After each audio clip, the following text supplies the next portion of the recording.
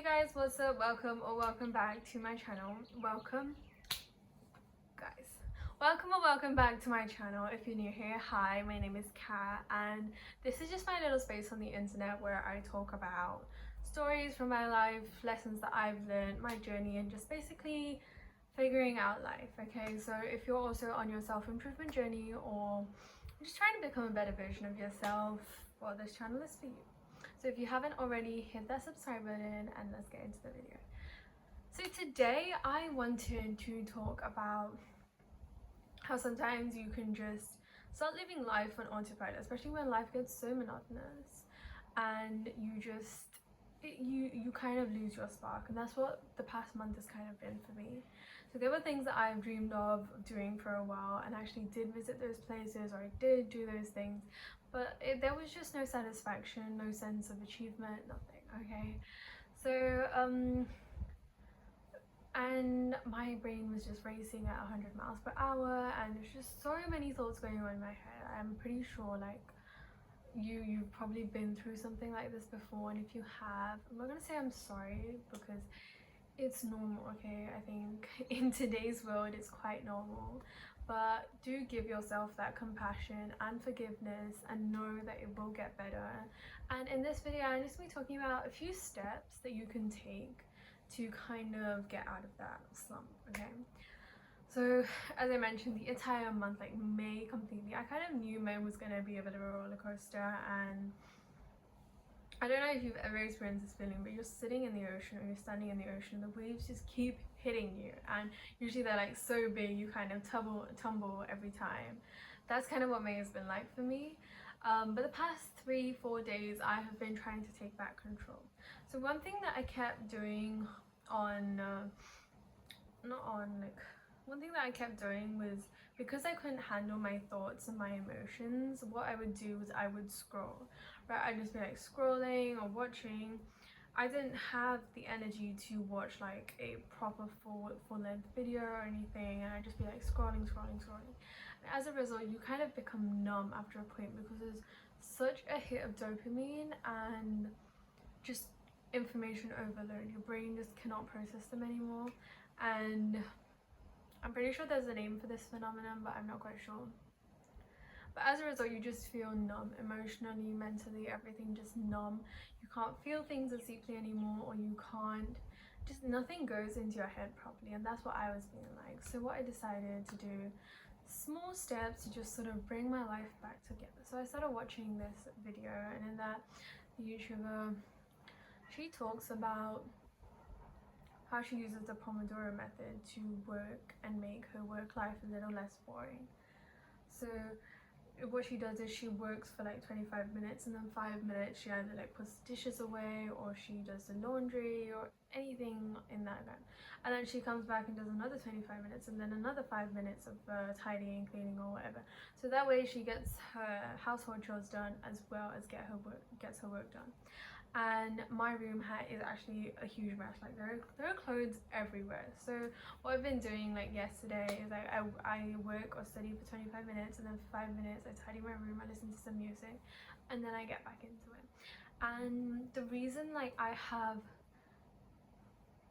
and studying for this, so basically I'm studying for an interview, a college interview, and I have just been so intimidated. I've given this interview before last year, but it's a quite intensive interview, and you need to know a wide range of topics.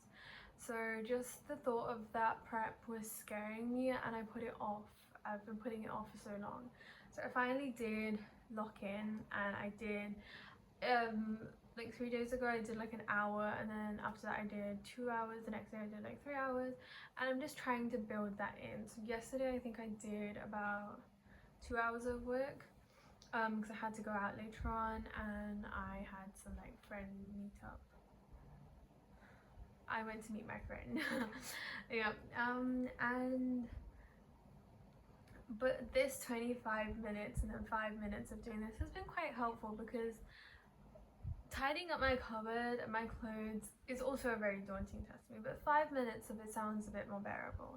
And same with studying. 25 minutes of studying also seems a bit more bearable. And the funny thing is, when you do actually lock in, when you kind of get to like 20 minutes, 25 minutes, you realize you're actually in the zone and you can continue to work. So either way, it's a win-win. So that was something I found really helpful, the 25 and 5-minute Pomodoro timers.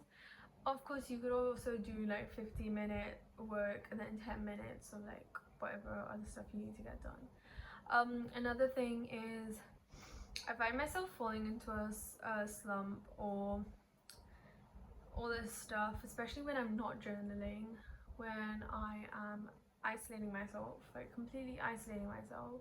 I usually do this around exam season, and it is not healthy because I break around the time of the exam.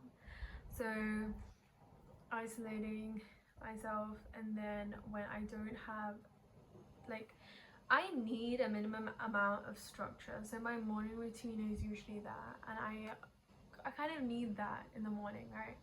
So that structure is sort of a game changer for me. So typically in the mornings, I like an early morning. I'd say 5 a.m, but I know it's hard some days to wake up. 5 a.m, 6 a.m, and then I change into my workout clothes, and then I go to the terrace if I'm at home. Or today I went to the gym, yay! Yesterday I went to tennis. Otherwise I go for like surfing or snorkeling or swimming. Any of these activities, or sometimes I go for a morning walk outside. Today I tried the gym, and I realized before I go to the gym next time I need to pick out some exercises and learn how to use the equipment. It is so confusing, but I feel like once you get the hang of it, it's cool. But yeah, I'm proud of myself for going to the gym today, okay? I'm proud of myself for going to tennis yesterday. So typically getting a physical activity in the morning, journaling, something for your mental health, meditating, maybe if you're into like God, you pray or you read your holy book or whatever, like deepen your connection with God, or you go out and spend time in nature. So these are all things that can really set the tone for the day, and I always find them to be really, really helpful and really like such a game changer. Like, they're just small activities you include in your day, and they can really help you set the tone for the rest of the day. So typically that is, yeah. What else?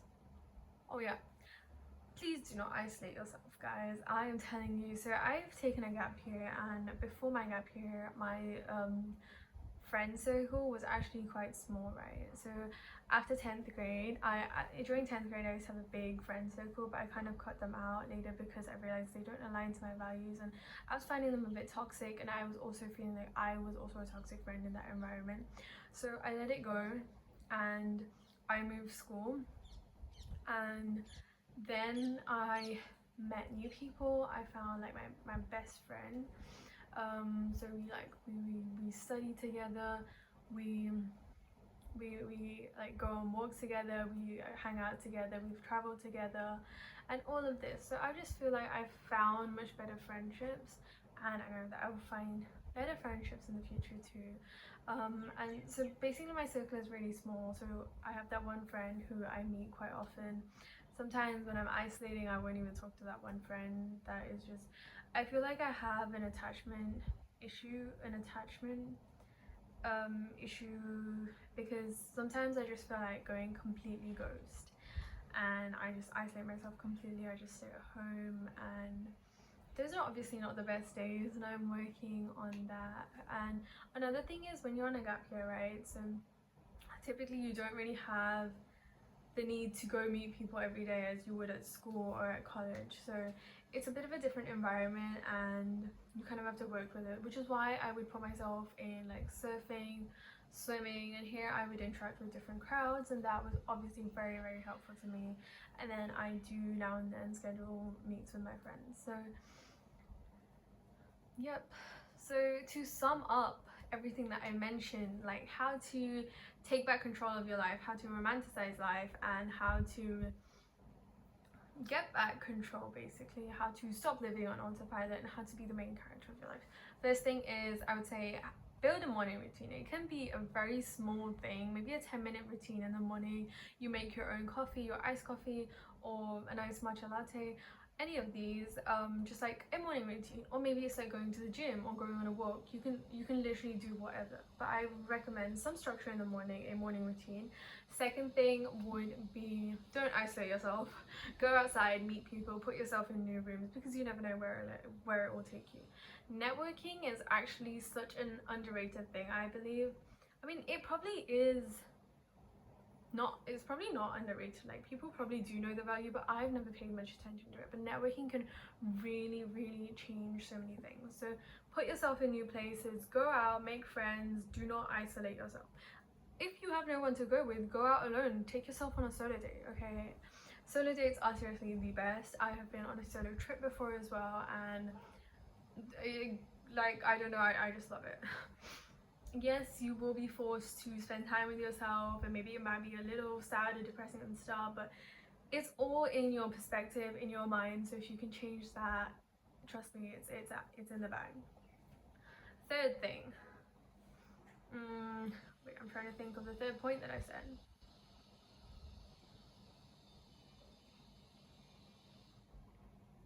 Okay, I don't remember, but I'll say try new things. Okay, trying new things just really gives you that main character vibe.